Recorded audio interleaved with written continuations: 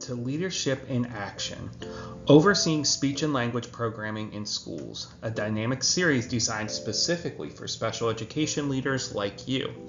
This series is your go-to resource for understanding, managing, and enhancing speech and language services in the educational setting.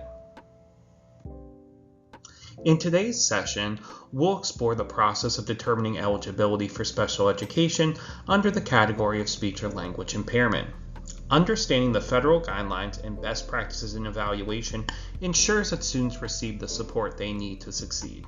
Let's dive in.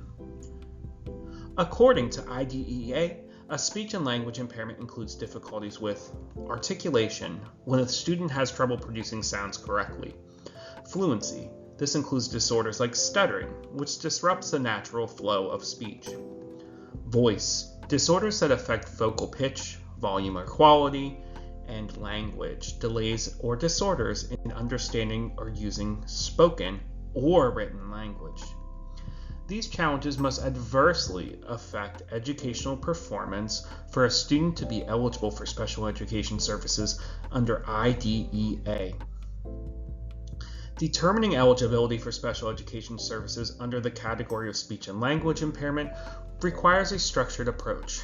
IDEA outlines a three-pronged eligibility criteria that must be met for a student to qualify for services. Let's break it down. Number 1, the presence of a speech or language impairment. First, the student must have a documented speech and language impairment in one or more areas, such as articulation, fluency, voice, or language. This impairment must be identified through comprehensive assessment using multiple sources of data, standardized tests, observations, teacher input, and parent concerns. Number 2, adverse impact on educational performance. Second, the speech and language impairment must adversely affect the student's ability to access, participate in, or make progress in general education curriculum.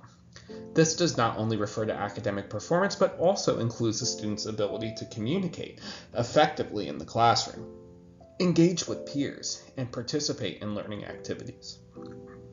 The need for special education services. Number 3, finally, the student must require specially designed instruction. This means the impairment is significant enough that it cannot be addressed through general education intervention or support alone. The student must need individualized instruction for a speech and language pathologist as part of the special education services under an IEP. Eligibility is not based on a speech difficulty alone. Teams must consider the broader educational impact and whether the student truly requires special education services. By following the structured approach, we ensure that students receive the right level of support and based on their required needs.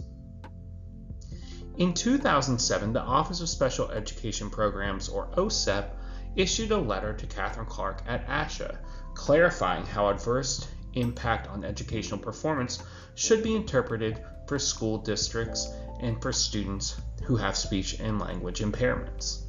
The letter emphasizes that educational performance is not limited to academic achievement and includes social and communication skills necessary for success in school.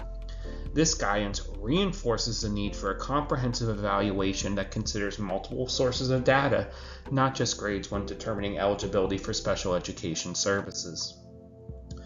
Special education leaders should be aware of this letter when guiding teams in eligibility decisions, ensuring that speech and language impairments are evaluated based on their full impact of a student's ability to access and engage in the school environment.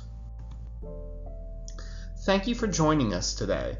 For more information, please visit patent.net. We have a variety of resources and consultants that are ready to support you and your school district. Thank you.